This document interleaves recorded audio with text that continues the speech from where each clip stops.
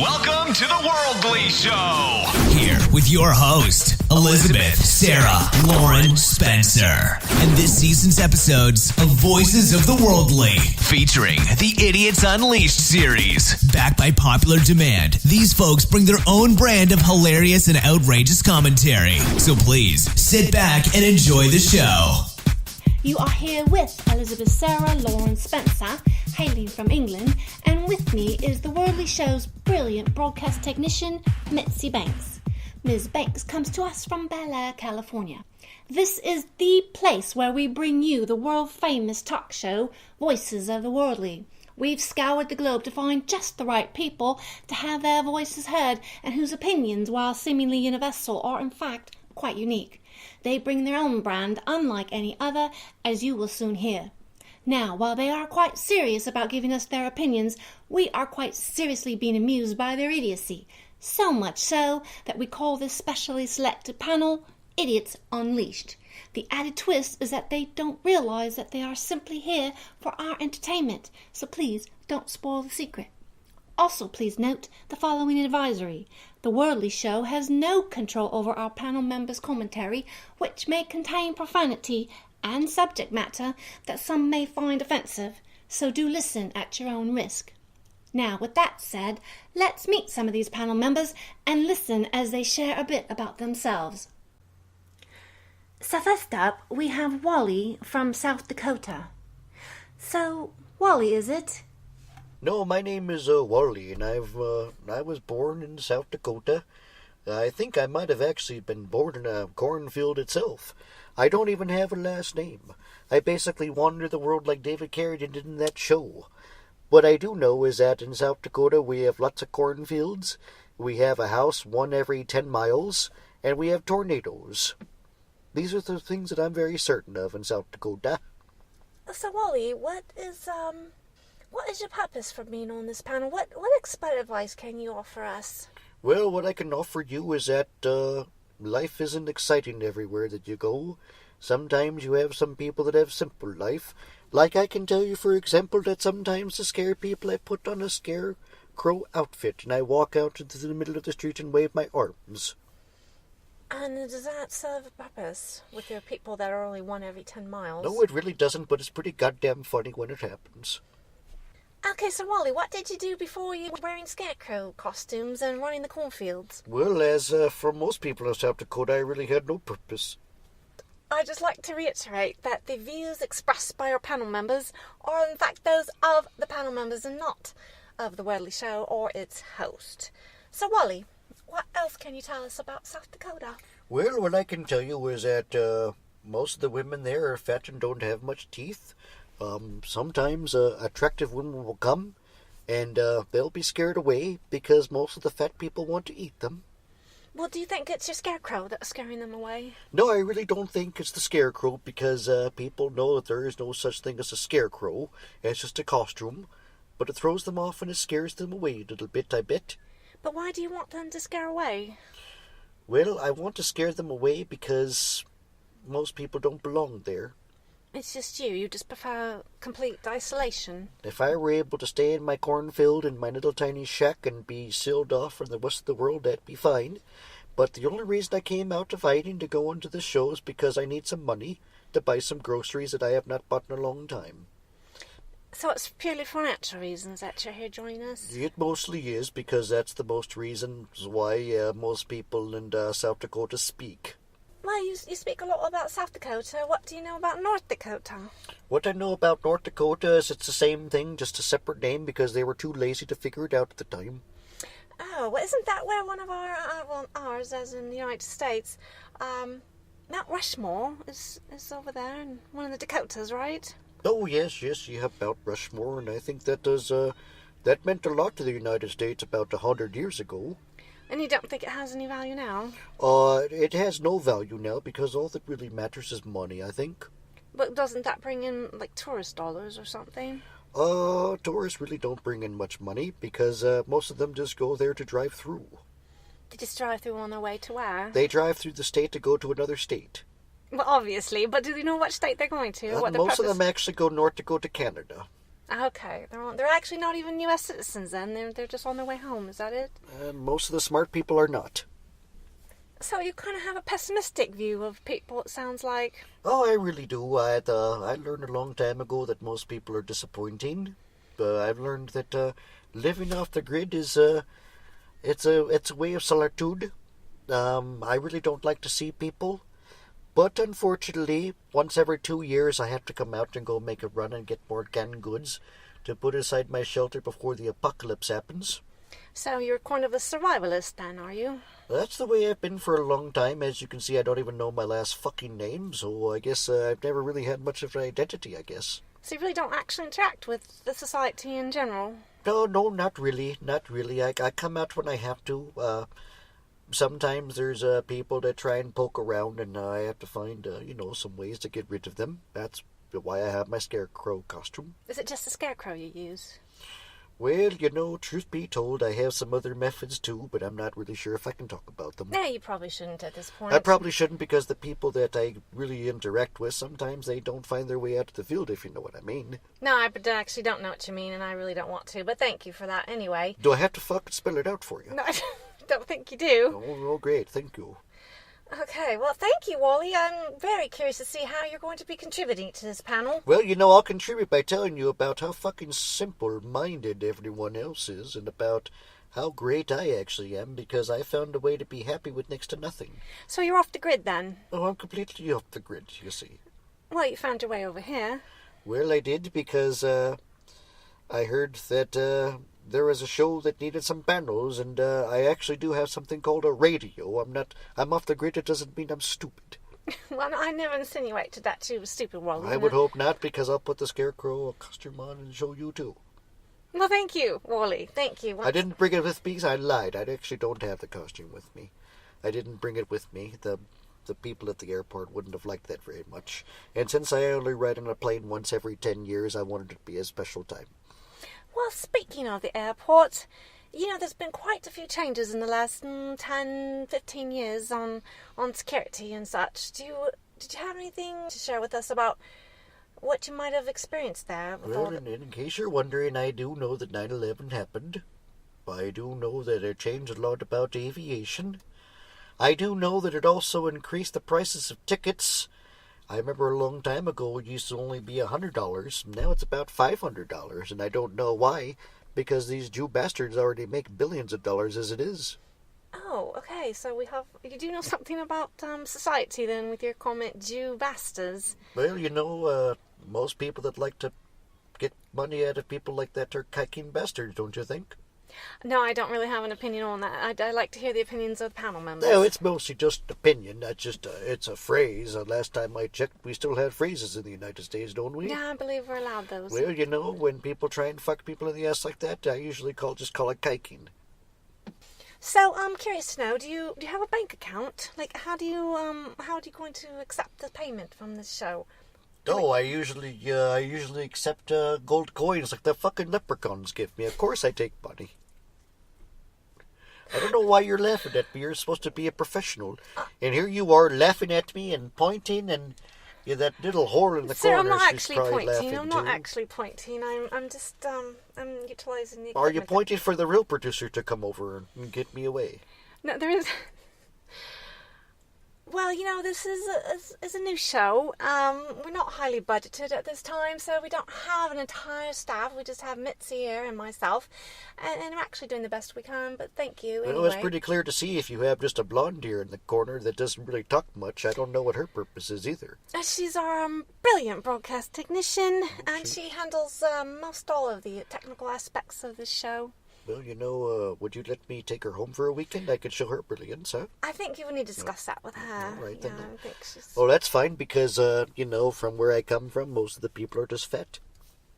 And Well, very Mitzi's not unpleasant. fat, so Oh, I all guess right, that's something new and different for you. That's fine, then. Well, so in essence, what is it that you want us to know about you? What I want you to know is that you can be off the grid, and you can have a decent life, and not have to pay your taxes, and not have to see war everywhere you go, and drive the $1 million cars, and all these fancy people with their fake shit. You can just have a simple life and be happy, like I am. Well, that's splendid. Minus the occasional tornadoes that come through. Right, of course. Those usually fuck up the day.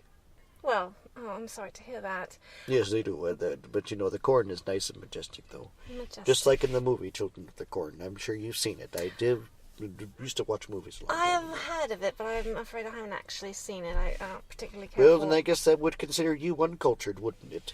Well, I just would like to be able to finish a sentence, Mr. Wally. But I do appreciate your input. Well, I think British people with the monarchy, with 1,000 years of reign and terror, was enough speaking, don't you think? I didn't think you had much of an opinion for that one. I see you laughing at me, but it's true, though. The monarchy reigned the whole European landscape for about 1,000 years. Yes, I'm aware. But what does that have to do with us right now? We're actually just conducting a little Q&A. Well, 1,000 years of tyranny is a long time to make up for, don't you think? But I am not entirely responsible for making up for there. Well, you still have the accent from the country of where it originated from. And what about your accent? I just have a simple southern northern accent. A southern northern? Yes, Not I an do. eastern western? Not really. Just southern northern. I don't think that your opinion is really contriving to what I'm trying to say. Apparently it's not, so I'm just going to extricate myself from this conversation. That's pretty clear. That's because you're clearly uneducated. Going to move on now. But thank you so much, Mr. Wally. We do look forward to hearing your opinions. I'll come by every once in a while when you need an opinion about what simple life is, but everyone can pretty much go fuck off, I think. And thank you again. Okay, and now for our next new panel member and fellow countryman, Lord Richard. Lord Richard, please introduce yourself. My name is Lord Richard. I hail from London, England. You'll have to forgive me because I have a bit of a sniffle, but yet I made this venture all the way because I heard that the Worldly Show had brilliance and satire and fire and grace. These are all things that Lord Richard possesses, as you could clearly see by the demeanour and tone of my brilliance. Lord Richard, I was not born with a silver spoon, more rather a golden one, as most people are of precedence. I served in the Royal Air Force, under the Queen, Her Majesty. I protected her at many times from the enemy. I would like to consider myself an educated man, having received a degree in psychology from the University of Oxford. For those of you that don't know what that is, most of you do not know because it's quite expensive and it's something you would only see on a television show. I understand that not everyone has great stature. I understand that not everyone can be rich. Not everyone can have their own private jet at will. But pretty much what I do is I invest now these days. I have used my small fortune that I inherited from family, clearly, and I spend as I will. I don't really give to the poor. I do give them words of advice, which in itself they should be paying me for, so it's only by grace that I tell them. I don't want to go too much into my childhood, because it was so amazing that most people would not be able to comprehend it. My God, the women and pageantry and all of the homes that were given to me because of my greatness. All I can tell you is that life has been wonderful. Mine is fantastic, and it's very likely that yours is not. Well, thank you, Lord Richard. I certainly do look forward to hearing more from my fellow countrymen. And up next we have an American from Atlanta, Georgia, a Reverend Thomas. Now, Reverend Thomas will be bringing a slightly different perspective to the Worldly Show's Voices of the Worldly, one with a slight religious slant. So let's listen. Reverend Thomas is here. He's here to praise the Word of God. The Word of God is good. From Atlanta, Georgia, we have many, many churches. I also happen to have 9 condos within the confines of the city. Oh, Jesus. This recording is just for record, right? It's not going to be actually broadcasted to anyone, right? So I can actually say what Reverend Thomas actually feels. Is that what you're saying? Please, Reverend, feel free to say what you'd like. I like that little white sunshine you have in the corner there with that keyboard there doing a thing. You go on, sweet thing. Anyhow, so Reverend Thomas wants to explain how reality works in the Church of God. You see, anyone can praise Jesus. Anyone can come in and make donations. But as all God is my mighty, mighty witness, if you make large donations, you'll be sitting at the front with the Lord at the gates of coming of Jesus. And I will tell you something else. As everyone else exits, you may stay. I might even let you come in the back and sit on the couch of Jesus. The couch of Jesus is where all good praise is done. Especially, well, for the white women, let's be honest. I consider this a confession of the Lord. Like the confession of the Lord as he lives through me. As he feels my strength. As he feels my weakness and takes my weakness from my body. Jesus is my name. Praise Jesus. Thank you, Reverend Thomas. I certainly appreciate your enthusiasm. And now for our fourth and final new panel member in this, our second introduction show. We have someone whom I'm sure will bring real balance to our panel and who is quite the polar opposite of the Reverend. I'm happy to introduce you to, well, Mr. Happy. Hello, Mr. Happy. As your name implies, I'm guessing you are quite ecstatic about everything. Have I gotten that right? Mr. Happy is usually a pretty happy person. That is when I see death everywhere I go. Being that I am the second coming of Lord Satan. Oh, the second coming. So how did you get your name, Mr. Happy, then? I got my name from the mistakes of others. Such as? Being alive. Oh, Mr. Happy.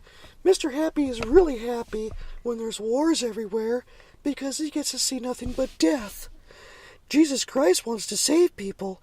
Mr. Happy wants to make sure they die, 'cause that's reality. And that's what Mr. Happy will bring. So, Mr. Happy? What would you like to talk about now, my queen? Well, I'm actually not the queen, but... Oh, I thought you were the British lady, though. I am British, but I am not the queen. Then what are you? I am royalty, though. I do come from the royal family, but I believe I'm like 10,000th in line for the throne or something like that. Do you think that death is okay? I think it's inevitable. I think it needs to happen every day. Do you think that as well? I think it actually happens every day, whether we want it to or not. Do you secretly get happy when poor people die? I'm sorry, what was the question? Do you secretly get happy when poor people die? No, I don't particularly get happy when any type of person dies. Except if it's super evil, like perhaps yourself. Mr. Happy's happy when good people die. Why does that make you happy? It makes me happy because the reality is strong people survive and poor people fucking die. So your views are actually quite narrow. They're not really quite narrow. It's quite simple. The more people that fucking die every day because of their own mistakes, the more I rejoice. Well, like what mistake? Oh, war. Oh, war's a mistake. War's a mistake because not many people were supposed to die, but somebody made some mistakes, and so they died. Well, I agree with that. So many people shouldn't be dying over these conflicts. So as you can tell, I'm kind of searching for some more depth to you, Mr. Happy, and trying to figure out how exactly you're going to contribute to this panel. What insights you can bring. Is there anything else you can bring besides just your ecstaticism over death? Well, I can tell you that most people that have money are completely full of shit. I can give you an example. You think when George Clooney donates $1 million for small little children to have food, that he's doing it because he loves children? No, he's doing it to save money on taxes. Oh, so you just have a real pessimistic outlook on everything. Well, of course. That's the way most people are. Do you think rich people, when they buy $1 million car, they do it because they want to help the environment? No, they're doing it because they want to continue to be rich and watch poor people continue to be poor. If rich people wanted to help, how come they don't give up their fortune to help the homeless get food? Well, I have actually wondered that, why they don't give out more if their true intentions are to help as many. They don't do it because they don't have to. Because they want death. Oh, the secret behind it is I actually want death. Yes. Like you. Oh, yes. And that would make you happy and them happy. All kinds of death makes Mr. Happy happy. There's really nothing you could say to change my views on it, because this is the way I was created. Thanks to your Jesus who ruined everything. Well, he's not my Jesus, but, I do appreciate your outlook. I mean, Oh, you mean the Queen is your Jesus? No, I don't personally discuss my religion or lack of, or... Well, that's because most people from Britain are confused. And they have crooked teeth and quite long noses as well, but that's irrelevant to our conversation. I think that you don't understand what you want to do with your life. I think that you are yourself are very unhappy. I think that the prostitute that works for you, you want her to be unhappy, especially when she gets raped every day. Well, I don't believe that that's the case, but you're also projecting your feelings onto me. Of course I don't want that for anybody. But I'm just trying to find out exactly where you derived your evilness and your lust for death. Well, if you read the Bible, Jesus says that all creatures are beautiful and everyone deserves life. But yet, when you look around you, the exact opposite happens, which means that the entire Bible is a lie. How do you feel about that? Well, it's actually not my feelings that matter here, but that is quite interesting. I do refrain from inputting my own views on the Bible. That's because you're afraid. You're afraid of death. But I am not. I embrace it. Well, you do live 7 layers down, as you said, so... 7 layers down, I get to see all your fuck-ups every day. Mine in particular. Yes, and everyone else's, including the terrorist in the room. He doesn't really like talking to me. Well, Ahmed, do you have anything to say about what Mr. Happy just said about you? Ahmed really doesn't give a fuck because Ahmed reign and tear until the day he fucking actually dies. And when I fucking die, I go to that fucking 7th layer and I shake his fucking hand and say, thank you for fucking bringing me down and I'll send me the fuck back up, huh? Well, I can tell you who's not happy, and that would be Mitzi, because this show has been fraught with technical difficulties, and I'm starting to think it has something to do with the energy that Mr. Happy has brought to the show today. Mr. Happy, are you wishing death on our show? I'm wishing death upon the computer. I'm wishing death upon the trees. I'm wishing death upon everything. Well, I think you succeeded on this application to some extent. I always succeed. Every day is a victory for Mr. Happy. Every day I go back down to my layers and I say, congratulations, Jesus. You let another suicide bomber detonate in the middle of Baghdad. Okay, well, so in summary then, Mr. Happy, you would say that you're really quite simple. You just want death and that's it. Well, I am very simple because in the scheme of things, there's only a few things that matter. You're born, you live a decent life, or you don't. You become a billionaire, or you don't. But no matter what, you are going to belong to me in death. And that makes you happy. And that makes me happy. Whether you have $1, $1 billion, or no dollars, your ass belongs to me. Well, thank you, Mr. Happy, I guess. Well, there you have it, our 4 new and interesting panel members of the Worldly Show's Voices of the Worldly. I think it's clear that they promise to bring an array of outrageous, hilarious, and in some obvious cases, even unconventional commentary to the show. I do so look forward to this season. Thanks for listening to this episode of Voices of the Worldly. Please note that any opinions expressed here are strictly those of the panel members and do not necessarily reflect those of the Worldly Show or its host. Further, all characters are fictitious and do not represent any real person living or dead. See you next time.